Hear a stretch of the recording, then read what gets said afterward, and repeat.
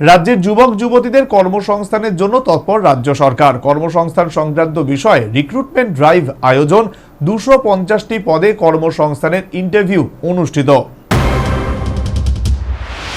রাজ্যের বর্তমান সরকার যুবক যুবতীদের স্ব-উদ্যোগে স্বাবলম্বী করে তোলার ক্ষেত্রে অধিক সচেষ্ট।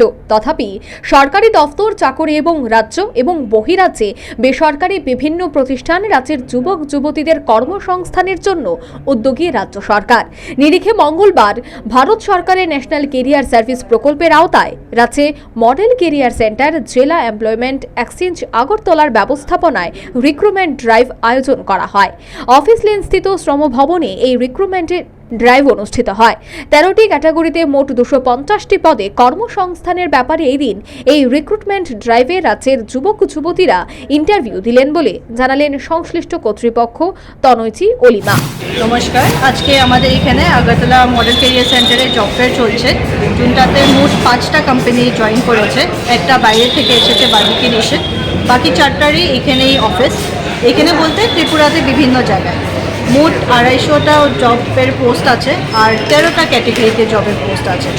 আর মিনিমাম কোয়ালিফিকেশন হয়েছে 8 পাস থেকে গ্র্যাজুয়েশন অবধি সব ক্যাটেগরিতে বাচ্চারা চাকরির জন্য অ্যাপ্লাই করতে পারবে।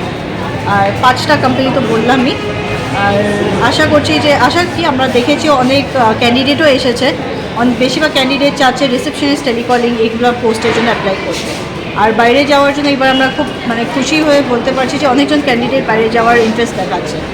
তো এটা আমাদের একটা ভালো খবর, বাইরে গেলে অনেক। এদিনের এই রিক্রুটমেন্ট ড্রাইভে উল্লেখযোগ্য সংখ্যক কর্মসংস্থান সন্ধানী যুবক যুবতীরা ইন্টারভিউ দিতে এলেন। এমনকি কর্মসংস্থানের লক্ষ্যে সংশ্লিষ্টরা বহিরাজ্যে পাড়ি জমাতেও প্রস্তুত।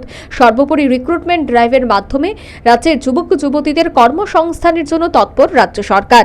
মঙ্গলবার শ্রম ভবনে অনুষ্ঠিত রিক্রুটমেন্ট ড্রাইভকে কেন্দ্র করে সংশ্লিষ্ট যুবক যুবতীদের মধ্যে ব্যাপক সাড়া এবং উৎসাহ পরিলক্ষিত। Bureau report, news vanguard.